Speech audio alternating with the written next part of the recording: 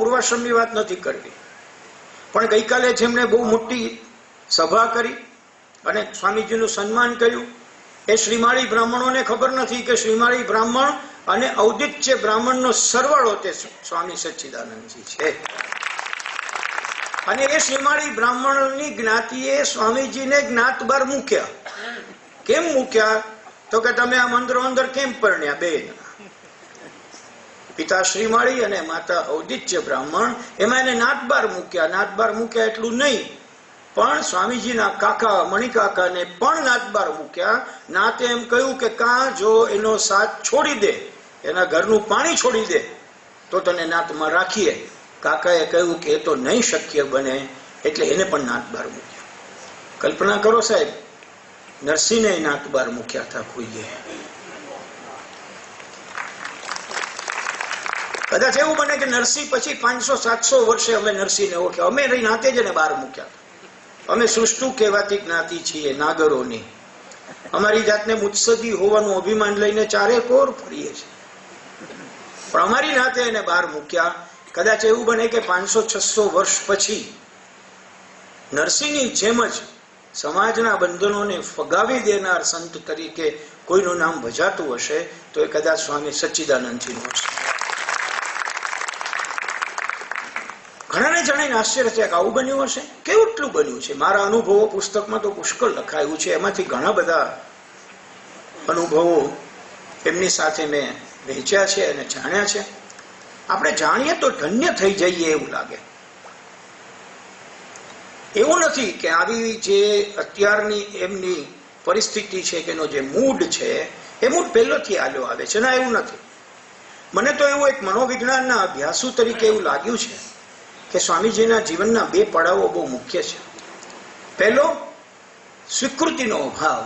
નાનપણની અંદર પોતાની નાતે એને નથી સ્વીકાર્યા અને પરિણામે એમને બહુ દુઃખ સહન કરવું પડ્યું છે. અને બીજો, મળવી જોઈએ તેવી માં અથવા બાપની હૂંફનો અભાવ.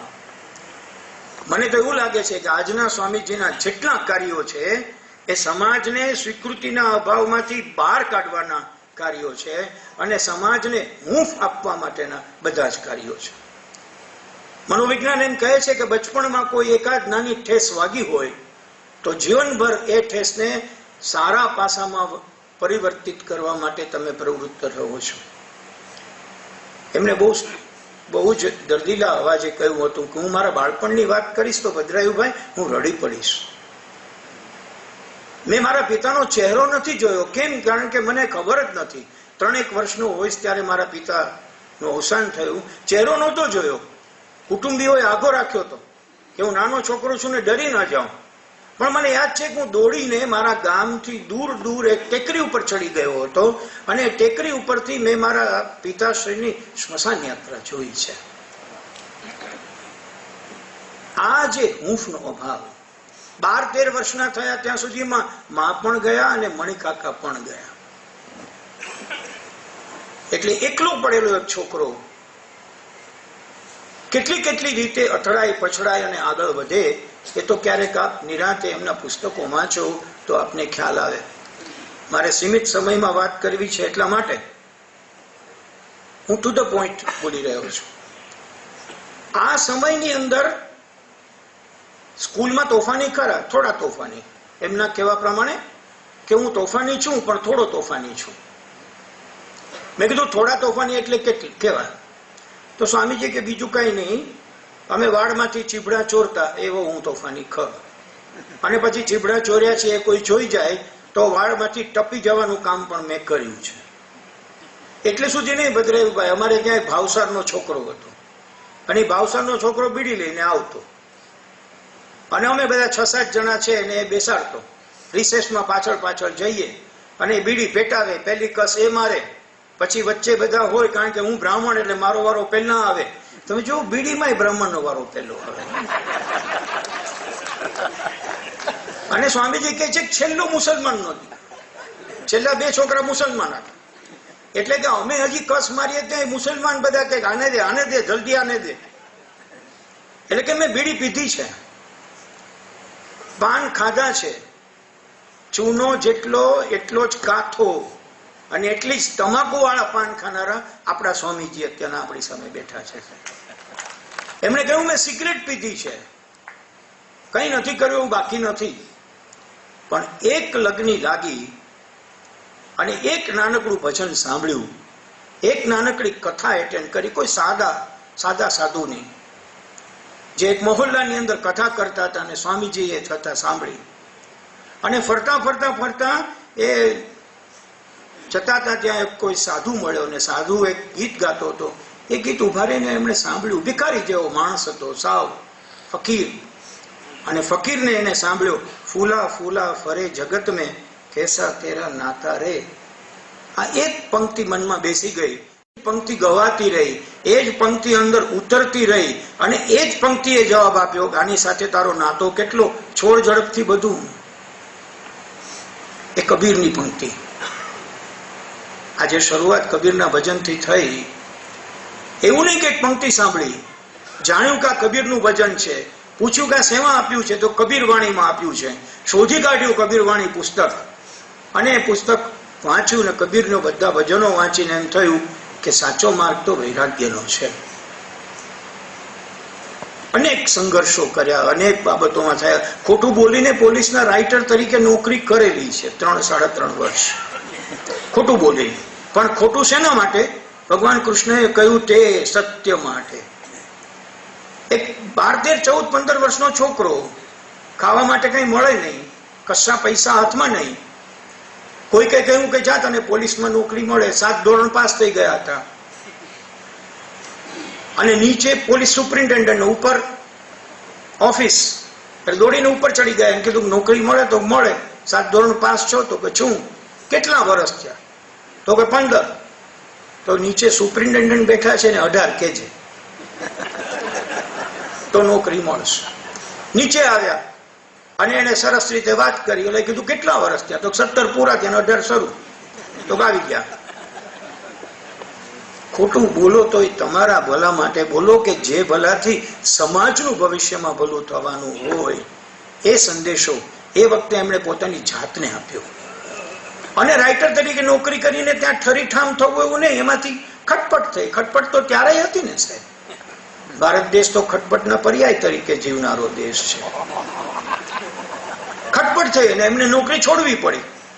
નોકરી છોડીને બિલીમોરા ગયા અને બિલીમોરામાં હું ને તમે કલ્પી ન શકીએ એટલી ગરીબીની અંદર વર્ણન કર્યું છે. સાંભળીએ તો આપણા આંખમાંથી આંસુ નીકળે.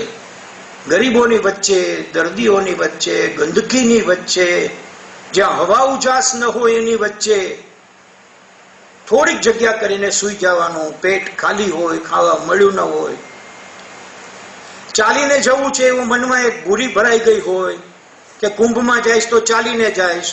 અને એ સમય હોય કે જ્યારે તમે બરાબર તારુણ્યના ઓટલે બેઠા હો અને એ વખતે ચાલતા ચાલતા ચાલતા તમારા પગ સૂજી જાય, પગમાં ફોડલા પડે, પગ ઉપડે નહીં, તમારે લેટ્રિન જવું હોય તો હાથેથી રીખી રીખીને જવું પડે. આવી યાતનાઓમાંથી પસાર થનાર વ્યક્તિ ભવિષ્યની અંદર 1954ના કુંભ પછી, કુંભનું વર્ણન એમની પાસેથી સાંભળવા જેવું છે. કારણ કે હું અને તમે જે અત્યારે કુંભમાં જઈ રહ્યા છીએ એ પણ હવે કુંભ 5 સ્ટાર થઈ રહ્યા છે. મને તમને ખ્યાલ છે એ કુંભ સાચો કુંભ કે જેમાં કુટીરે કુટીરે રખડવું પડે, કુટીરે કુટીરના સ્વામીને એને બરાબર તમારે સેવા કરવી પડે. ત્યાં તમારું દિલ લઈને પહોંચ્યા હો ને બરાબર નક્કી કરો કે અહીંયા મારે દીક્ષા લઈ લેવી છે ને લઈ લ્યો. અને તમે તે દિવસે જુઓ કે એ જેની પાસે દીક્ષા લીધી એને એક ઉંમરલાયક માજીને સેવા કરવામાં કંઈક ચૂક રહી એટલે જોરથી ફડાકો માર્યો ને માજી ગરથોલિયું ખાઈ ગયા. અને એમના મનમાં એમ થાય કે અહીંયા આપણાથી ન રહેવાય. જો વિવેક ન જળવાતો હોય તો અહીંયા ગુરુ પાસે ન રહેવાય. આવી અનેક ઘટનાઓ જેમના જીવનની અંદર બની ત્યારે પરિપાક રૂપે મને અને તમને દંતાલી આશ્રમમાં આવીને સ્થિર થયેલા સ્વામી સચ્ચિદાનંદજી મળ્યા. એવું નથી મિત્રો, સ્વામીજી કહે છે કે મેં પિક્ચરો બહુ જોયા છે. પિક્ચરો પહેલા શોમાં જોવાનો મને શોખ હતો.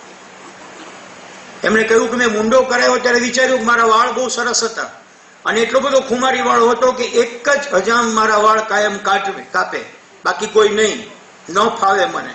એમણે વાળ ઉતારી નાખ્યા.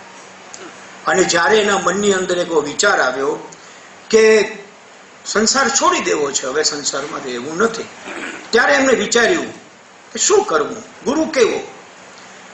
મને એક બહુ બાબત સુંદર શામજીભાઈ અનેક સંતોના જીવનો વાંચ્યા પછી લાગી છે કે સ્વામી શ્રી સચ્ચિદાનંદજી એવા સ્વામી છે કે જીવનના દરેક વળાંકે બદલાયા છે. દરેક વળાંક ઉપર એને બદલો લીધો છે, એટલે કે બદલાવ પસંદ કર્યો છે. બદલાવ એટલે કેવો બદલાવ કે જે બંધાઈ ગયું છે એને છોડી દેવાનું. રામકૃષ્ણ પરમહંસને વાંચ્યા ને એમાંથી એક વાક્ય એના મનમાં બેસી ગયું. પહેલું જે વાક્ય કબીરનું બેઠું, ફરતા ફરતા શું કરે છે આ સંસારમાં તારું શું વાંચ્યું બેઠું, જીવવા માંડ્યા. રામકૃષ્ણ દેવનું એક વાક્ય મનમાં બેઠું, ખૂબ સરસ વાંચવાનું કામ ચાલે. એમાંથી જ એને વાક્ય બેઠું કે કાંચન અને કામિનીનો ત્યાગ કરેલું હોય એવો જ વ્યક્તિ તારો ગુરુ હોઈ શકે. શોધ કોની? કાંચન કામિનીનો ત્યાગ કર્યા હોય, એનાથી દૂર હોય એવી વ્યક્તિની. મળે જ નહીં. જ્યાં જઈને એમ થાય કે આ ગુરુ હશે ત્યાં તો પૈસા લેતા જોવા મળે, એટલે પાછા ફરી જવાનું, કારણ કે પેલું વાક્ય મનમાં બેઠું.